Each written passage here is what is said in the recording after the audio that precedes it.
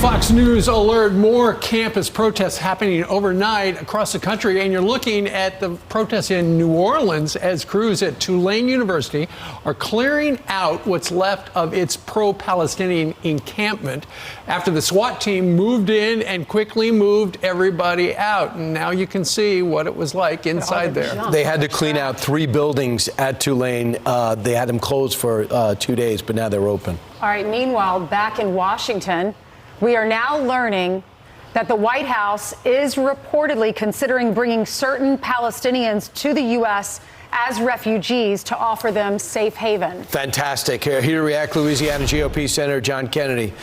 Senator, I guess before we even comment on that, your reaction to the way the White House has handled the pervasive unrest on college campuses.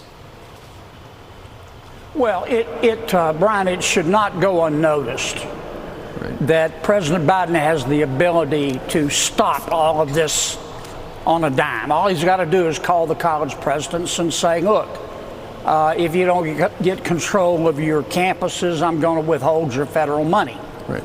Now, the president hasn't done that.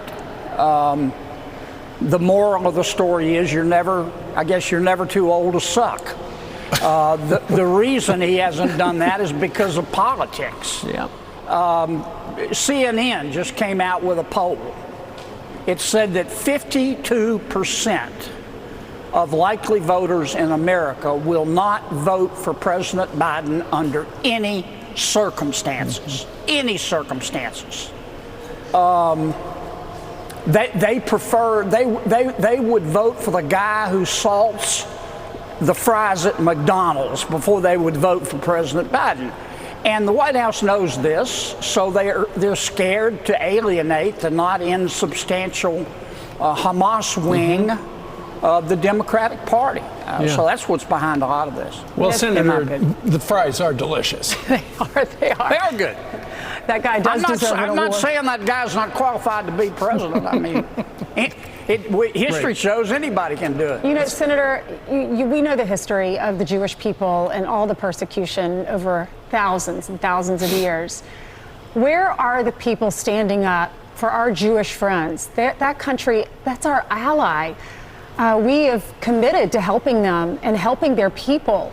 And we're watching and listening to these interviews with Jewish students who can't even walk on their own campuses, have paid $70,000 a year to be able to get an education, and they can't even walk around and feel safe.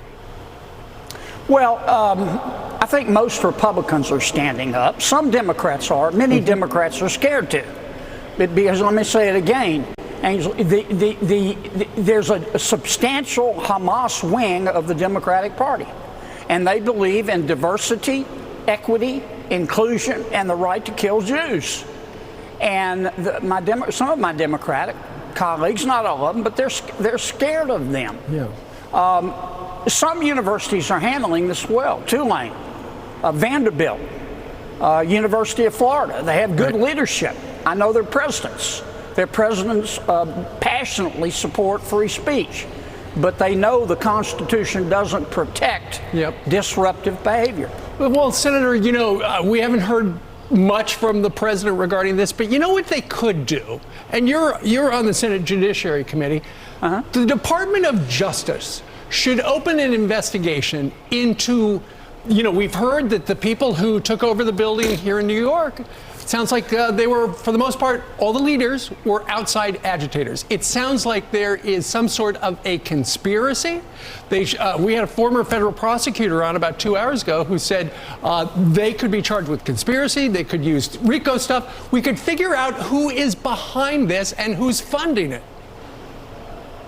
Well, I don't know about the conspiracy part, though I will say we probably need to get some new conspiracy theories because all the old ones turned out to be true.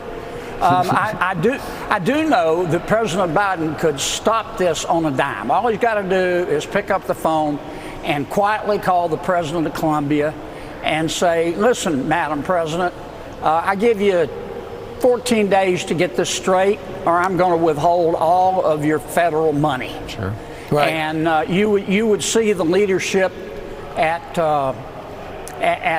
Columbia pounce on that like a ninja, man. They would get it straight. Right, absolutely, and then it would protect them from their crazy boards that don't want them to do anything, Senator. I just got to ask you. The problem is the faculty. The problem in a lot of these places, not all, but many, it's the faculty. We're seeing it. They're sitting in the encampments. Yeah, they think, the faculty members think they're right, and they'll hurt you if you disagree with them. So, Senator, I just got to get you to comment on the Palestinian situation. So, are you encouraged that we're going to start bringing in Palestinian refugees because I guess we're out of illegal aliens? Well, number one, I think Congress is going to have something to say about that, Brian. Number two, those refugees need to go to Egypt. Now, Egypt there was just a big article in The Economist magazine. Egypt will allow Palestinian refugees to come in as long as you pay $5,000. Okay? That's unacceptable. We give billions of dollars to Egypt. The IMF bails them out every other Thursday with our permission.